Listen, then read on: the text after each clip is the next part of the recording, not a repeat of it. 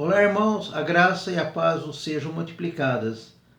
A nossa devocional de hoje se encontra na primeira carta de Pedro, o capítulo 2, o versículo 9.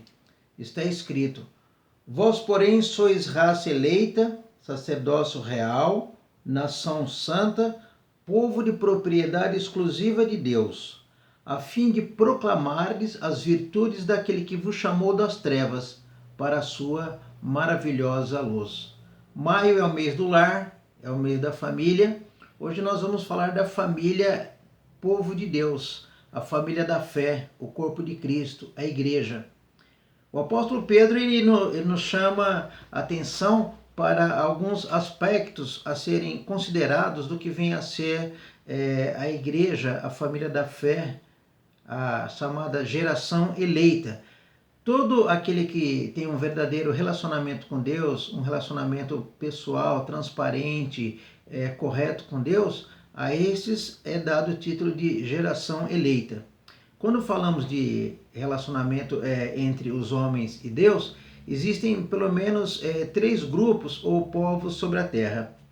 O primeiro grupo é aquele que não quer saber de Deus. Isso está em João, no capítulo 5, verso 40. Contudo, não quereis vir a mim, para terdes vida eterna. Então são aquelas pessoas que dão as costas para Deus, não querem saber de coisas espirituais, elas estão pouco se importando com a sua vida espiritual.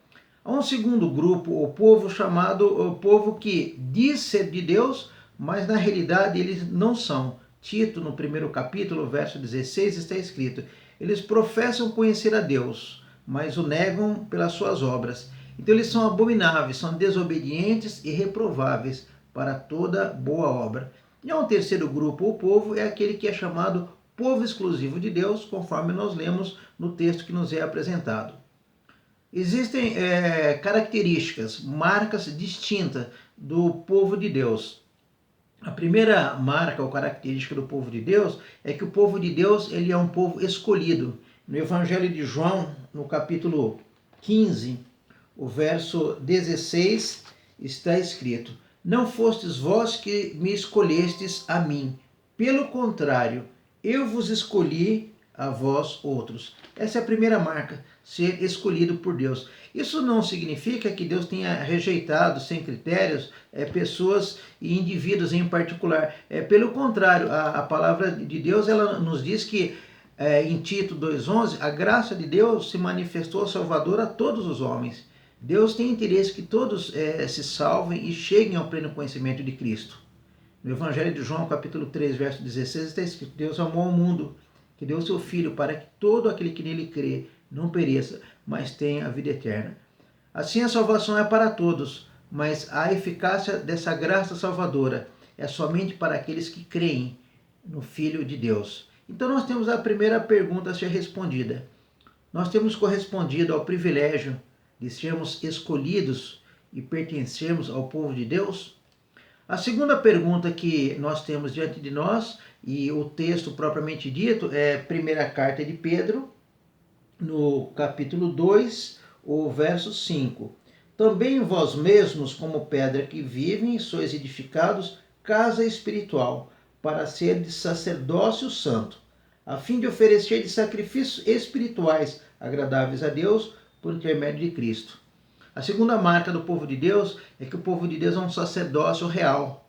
No Antigo Testamento, a função principal do sacerdote era ser mediador entre Deus e o povo. Hoje, como o sacerdócio real, nós somos responsáveis em representar o reino de Deus aqui na terra, entre os homens, levando pessoas a conhecer a Cristo. Então, o nosso local de trabalho, lá na universidade, no condomínio, nas nossas relações pessoais, familiares, são locais onde nós, como sacerdote de Deus, como representante de Deus, temos que dar então um bom testemunho. Então aqui vem a segunda pergunta: o nosso estilo de vida tem levado pessoas a um conhecimento real e pessoal com Cristo? A terceira marca do povo de Deus é que o povo de Deus é uma nação santa. Na primeira carta de Pedro, no primeiro capítulo, o verso 15 e 16, está escrito: Pelo contrário, segundo é santo aquele que vos chamou, tornai-vos santos também vós mesmos, em todo o vosso procedimento, porque está escrito, sede santos, porque eu sou santo. Ser santo significa ser separado, ser consagrado ao Senhor. Deus não aceita um povo misturado, meio consagrado, meio santo, meio crente. Ou somos ou nós não somos. O próprio Senhor Jesus, ele afirma que aquele que põe a mão no arado, que olha para trás, não é apto, não serve para as coisas do reino. Então, resta saber se nós de fato somos separados e se nós estamos cumprindo o que Deus espera de nós. Essa é a terceira pergunta então para nós estamos transformando o ambiente à nossa volta onde Deus nos plantou ou nós estamos sendo deformados por Ele? A terceira marca, a quarta marca do povo de Deus é que o povo de Deus ele é um povo exclusivo. Na primeira carta aos Coríntios, no capítulo 6, o verso 20, está escrito: porque fostes comprado por preço, agora, pois, glorificai a Deus no vosso corpo. Nós somos comprados com o precioso sangue de Cristo. Nenhuma gota do sangue de Cristo foi derramada em vão.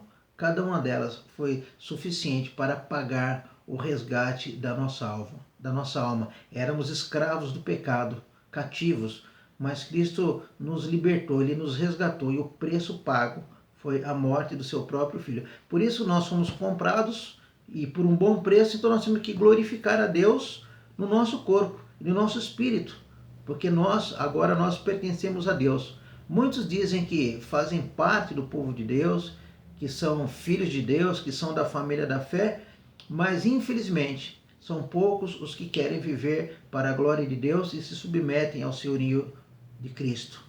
Então nós temos a quarta pergunta. Deus tem sido glorificado através da nossa vida? Reconhecemos o preço pago para a nossa salvação? Concluindo a nossa meditação, de fato nós somos família da fé. Nós somos corpo de Cristo, nós somos povo de Deus.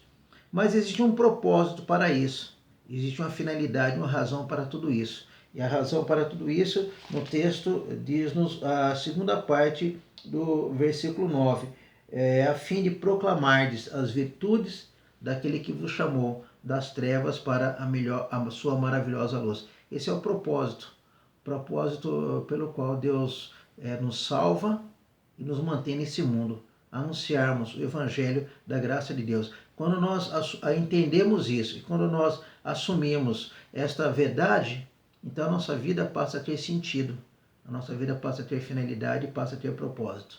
Então vamos viver os sonhos de Deus, vamos ganhar almas para Cristo e vamos cuidar dela até o dia que nós com Ele nos encontrarmos, quando nós vamos levar o nosso cesto cheio de frutos espirituais, almas que foram reconciliadas com Deus, almas que foram salvas por intermédio de Cristo.